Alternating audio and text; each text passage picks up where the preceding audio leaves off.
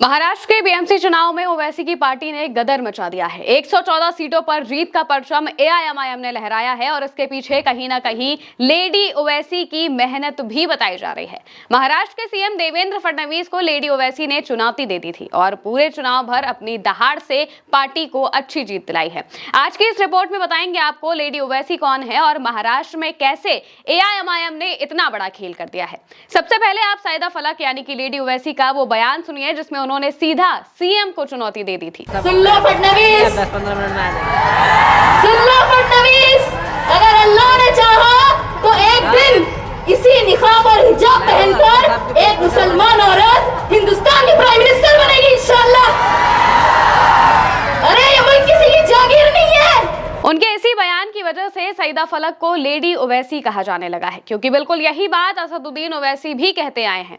कई बार उन्होंने अपने बयानों में कहा है कि नकाब और हिजाब पहनने वाली महिला एक दिन देश की प्रधानमंत्री बनेगी। दोस्तों, महाराष्ट्र के चुनाव में पूरी एआईएमआईएम पार्टी ने जबरदस्त तरीके से मेहनत की, लेकिन बीएमसी चुनाव में सईदा एआईएमआईएम का चेहरा बनकर उभरी हैं।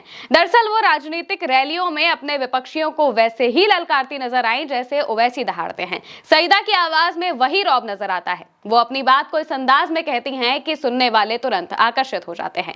31 साल की सईदा फलक हैदराबाद की रहने वाली हैं और बीएमसी चुनाव में सोलापुर समेत महाराष्ट्र के कई इलाकों में एआईएमआईएम के लिए चुनाव प्रचार करती नजर आई। उनके बेबाक और तीखे भाषणों को सुनने के लिए हजारों की भीड़ उमड़ पड़ी। असदुद्दीन ओवैसी के बाद सईदा को पार्टी की सबसे प्रभावशाली वक्ताओं में गिना जाने लगा है। उनके बयानों ने महाराष्ट्र की राजनीति में नई बहसें भी छेड़ दी है। वो पार्टी की प्रवक्ता के साथ ही एक एथलीट भी हैं और सबसे बड़ी बात कि वो वुमेन एम्पावरमेंट यानी कि नारी सशक्तिकरण का जीता जागता उदाहरण है। उनके बयानों से और उनकी कैंपेनिंग में महिलाओं की भूमिका सबसे ज्यादा दिखी, जिसका मतलब था उन्हें एकजुट करने का काम सईदा ने किया।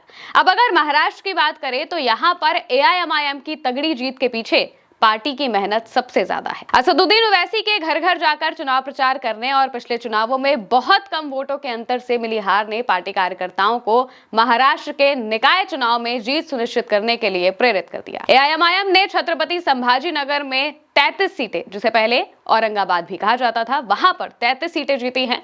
मालेगांव में 21, अमरावती में 15, नांदेड़ में 13, धुले में 10, सोलापुर में 8, मुंबई में 6, ठाणे में 5, जलगांव में 2 और चंद्रपुर में 1 सीट जीती है। यानी कि कुल मिलाकर 114 सीटों पर जीत का परचम लहराया है।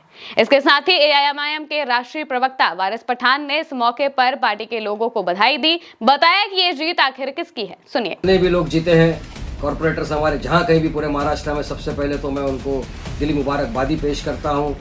ये जीत डेवलपमेंट की है, विकास की है, लोगों को बेसिक एम्यूनिटीज़ किस तरह प्रोवाइड करी जाए इसकी जीत है। एजुकेशन की फील्ड के लिए है, ये मेडिकल चीज़ के लिए, हर चीज़ जो रोज़मर्रा की ज़िंदगी से लोग जुड़े हुए थे इतने साल से, जो उनका काम नहीं हुआ था, ये उसके लिए लोगों ने वोट दिया, जिताया है।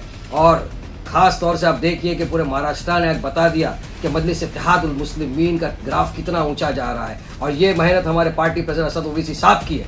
पूरे लोगों ने असद ओवैसी साहब की मोहब्बत के अंदर वोट डाले, दुआओं से नवाजा, मोहब्बत से नवाजा और आज हमको इतनी भारी अक्सरियत के साथ जीत हासिल हुई। पिछले नगर निकाय चुनावों में 80 सीटें जीतने से पार्टी को शहरी मतदाताओं के मिजाज का अंदाजा लग गया था, जिससे उसे जीत हासिल करने में मदद मिल गई। और सबसे बड़ी बात यह कि इस बार के बीएमसी चुनाव में असदुद्दीन ओवैसी समेत पार्टी के जितने भी बड़े नेता हैं वो पूरी तरह से जमीनी स्तर पर काम करते हुए दिखाई दिए, रैलियां करते हुए दिखाई दिए। वो चाहे अकबरुद्दीन ओवैसी हो, वो चाहे वारिस पठान हो या फिर असदुद्दीन ओवैसी खुद हो, इनके अलावा भी जितने भी नेता पार्टी में बड़ा हक रखते हैं वो सभी जमीन पर उतरे, लोगों के साथ पहुंचे, कार्यकर्ताओं के साथ रहे और उन्हें यकीन दिलाया कि वो अगर जीतेंगे तो अपना जो काम उन्होंने वादे किए हैं वो पूरे करेंगे।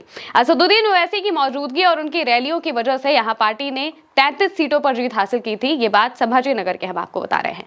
उन्होंने जिस आक्रामक अंदाज में यहाँ पर रैलियां की, उनसे खासकर मुस्लिम समाज में उम्मीद जगी और वो एकजुट हुए। सबसे बड़ी बात यह कि असदुद्दीन ओवैसी ने कहीं ना कहीं भाजपा की जो पार्टी है और उनके जो नेता हैं, एनडीए की अगर हम बात कर ले, जो कि महाराष्ट्र में महायुति है, उनकी अगर हम बात कर ले तो उन पर जिस तरीके से आक्रामक अंदाज में उन्होंने बयानबाजी की, वो चाहे अजित पवार को लेकर हो, वो चाहे शिवसेना के शिंदे गुट को लेकर हो, वो चाहे भाजपा को लेकर हो, उन्होंने जिस तरीके से बयानबाजियां की उसने कहीं ना कहीं लोगों को असदुद्दीन ओवैसी की तरफ अट्रैक्ट कर दिया। अब उनके वो बयानबाजी वाले बयान भी सुनिए। तो मोदी ने कहा अजित पवार को, अब तू सामने आ जा। अजित पवार सामने आ गए और ये सब के सब बांकड़े पहलवान ने अजीत दादा अलग है।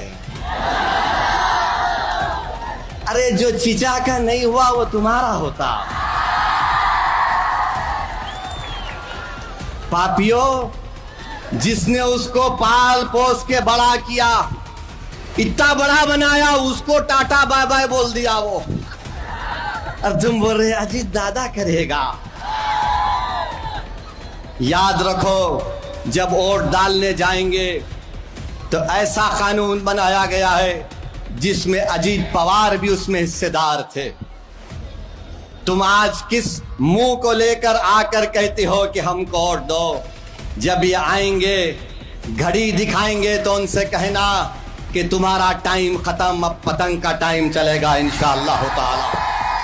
तो दोस्तों, महाराष्ट्र में ये जीत एआईएमआईएम की मेहनत का फल है। उन्होंने यहाँ कई बड़ी पार्टियों से भी बेहतर प्रदर्शन किया है और इसमें ओवैसी से लेकर लेडी ओवैसी तक सभी नेता शामिल रहे हैं। फिलहाल के लिए मेरे यानी कि महिमा के साथ इस खबर में इतना ही। आप देखते रहिए उल्टा चश्मा न्यूज़।